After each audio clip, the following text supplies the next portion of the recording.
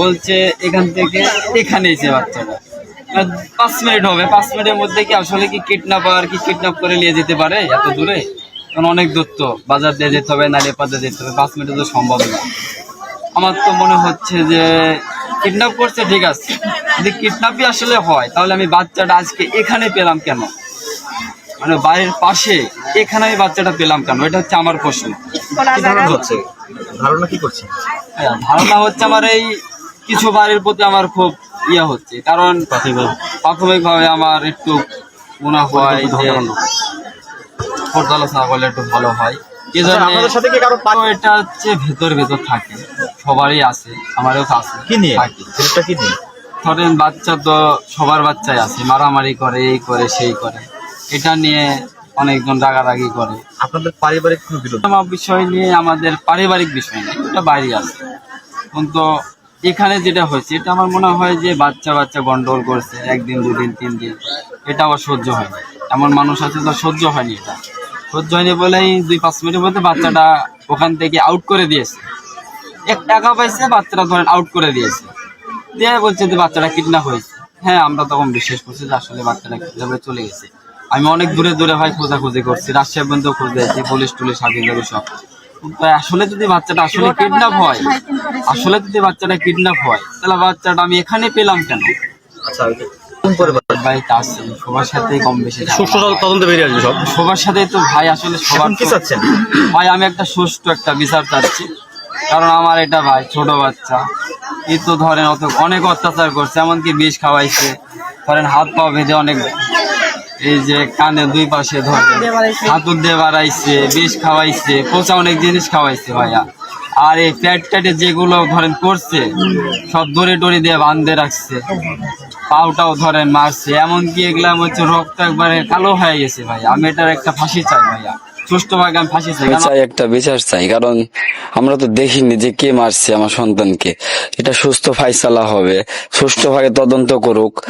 যাই আমার মেয়েকে হত্যা করছে তার একটা আমরা বিচার চাই, মানে আমার মেয়েকে যেমনি খুন করেছে তারও আমরা একটা ফাঁসি চাই।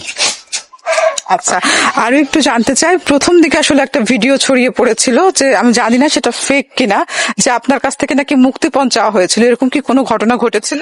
ফোন আমাকে দিয়েছিল, বলছে আমি থানার ওসি। আমি তো আসলে থানা যাই না। পরে আমি আমার আব্বুর নাম্বার দিলাম, পরে আব্বার সাথে কথা বলে বলছে যে আমাদেরকে টাকা দাও, তোমার মেয়েকে আমরা 5টার মধ্যে পৌঁছে দিব। তারপরে কিন্তু মানে কত টাকা এটা বলেনি, তারপরে খালি ফোন দিচ্ছে। কোন থানার ওসি টাকা চাইলো? মানে এটা কোনো থানার কথা বলি, দুর্গাপুর থানার কথা বলেছে আব্বাকে, কিন্তু আসলে এটা ফেক। আমরা তো চিনি ওসিকে, কিন্তু আসলে এটা তো ফেক। আমরা এটা নাম্বার দিয়েছি, আমরা থানাতে নাম্বার দিয়েছি, ওরা তদারকি করছে। এখন দেখা যাক কোথেকার লোক। অনেকবার শুনছি যে পাবনার লোক, এখন দেখি কি হয়। কন্ট্যাক্ট করে দেখছে যে পাবনা।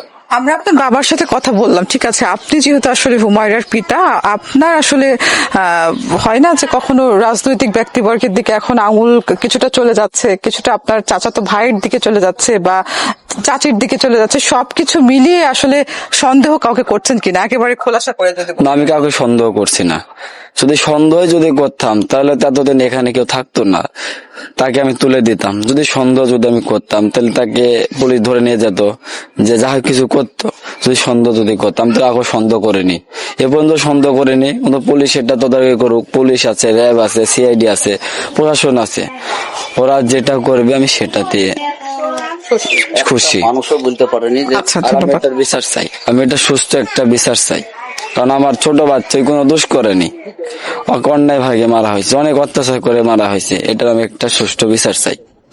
আপনার মনে কি প্রশ্ন আসছে না? আমরা জায়গাটা থেকে আসলে আসলাম, নিশ্চয়ই আপনি আমাদের থেকে আরো বেশি ভেবেছেন যে ওই দিক দিয়ে একটা রাস্তা আছে, সেই রাস্তা দিয়ে 2-1টা হলেও তো লোক যায়, ওইদিকে আপনাদের মোড়, কিভাবে বাচ্চাটাকে নিয়ে এসে ওখানে ফেলবে? আপনার কি মনে হচ্ছে না যে আশেপাশেই থাকতে পারে বাচ্চা? আশেপাশেই হতে পারে, কিন্তু এটা এমনকি আমার এলাকাতে হতে পারে। অনেক সময় তো ধরেন রাস্তা দিয়ে সবসময় তো মানুষ যায় না, রাস্তা তো ফাঁকা থাকে, পাশে সিএনজিও রাখা থাকে, অনেক মানুষ থাকে, অনেক সময় রাস্তা পুরোটাই ফাঁকা। তাহলে এখন আমি কাকে সন্দেহ করব? আসলে তো সন্দেহ করার এটা আমার কোনো প্রশ্ন আসে না। আমি তো দেখিনি যে জিনিসটা, আমি কারোর উপর দোষের উপর দিতে চাই না। কারণ আমার জন্য একজন যাই অন্যায় করেনি তাই কি জন্য শাস্তি ভোগ করবে? যাই অন্যায় করেছে তাই শাস্তি পাক, আমি এটাই চাই।